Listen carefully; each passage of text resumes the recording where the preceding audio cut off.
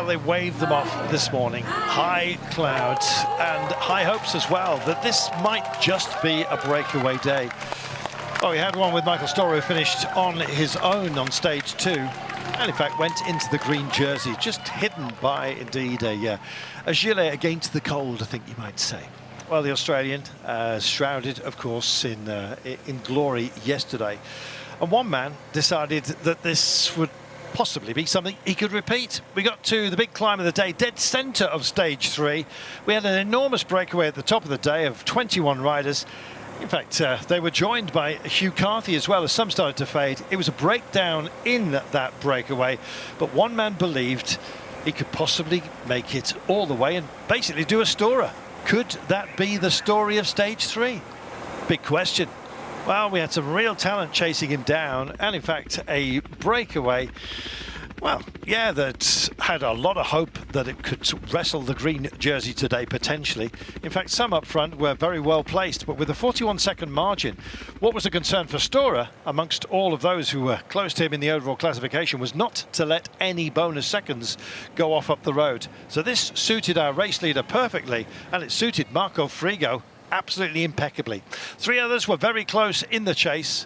Pickering, of course, gunning to extend his lead in the mountains competition. Van Daal as well from Red Bull, and August from Ineos Grenadiers. Well, they were having a decent run of things, to say the very least, just making sure that they stayed and kept their man honest up front. But not only about climbing, it was about descending on this day as well. And as the rain started to suggest itself, maybe just a few nerves out there. Well, our race leader was keeping it sensible, just marking those around him, billowing cordons at the side of the road for the final climb. A double phaser that you had to take on in order to indeed experience the descent gradients of 16% to bring you home at the end of the day. Not a pleasant thing at all. Our trio were there, they were hanging out, and it opened up the opportunity for a bit of ambition back here. Big Anzoli is very well placed, the 22-year-old, for Polti Visma Malta, and he decided, you know what, I'm going to try and bridge over. It's not that far to that chase group. Maybe I can get something out of today. Straight on his back wheel went Matteo Riccitello, and then Riccitello said, see ya. His teammate may well have been off up the road, but there was 3 riders to bridge to. Maybe disrupt them, maybe form a fighting quartet, and maybe make it a 1-2. You just never know for teams like Israel Premier Tech, who are doing a phenomenal job within this race. And Frigo was doing precisely that as well.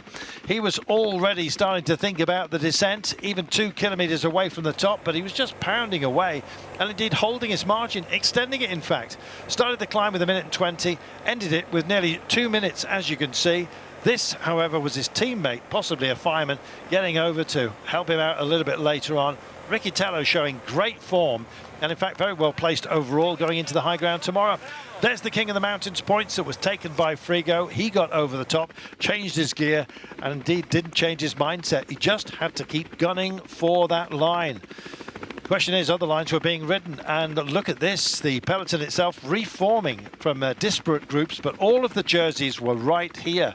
So it was Chris Hamilton for Team Picnic Post NL, with Roman Bardet also within that vanguard, off the testy technical descent and onto the flat with 2.2 kilometers and a 41-second margin, so his 2-minute gap had been closed on the descent. But would it be enough to carry him home? The answer was yes. Marco Frigo for Israel Premier Tech, absolutely fabulous, getting on for 4 hours of racing, and he made the day his own. Not going to interfere with the overall classification, but a stage win here, well won. Super job. So then it came to potential for bonus seconds at the line. There was a skirmish. Watch the red jersey. Ciccone desperate to get something out of this, but it was Jai Hindley at the line. Derek G already celebrating his teammate Marco Frigo, cruising over for 3rd place, with Ciccone missing out on bonus seconds. So it means that overall it stays exactly as you were. Yes, indeed. Storer is our leader. Congratulations to Frigo and indeed to Ciccone for making a good fist of it. But overall, Storer is in charge. And just look at this. 41 seconds held over Ciccone and Seixas, with Hindley, Gall, Bardet, Poole, Cepeda, Piganzoni, Caruso. They'll all be battling on Thursday for the Queen Stage.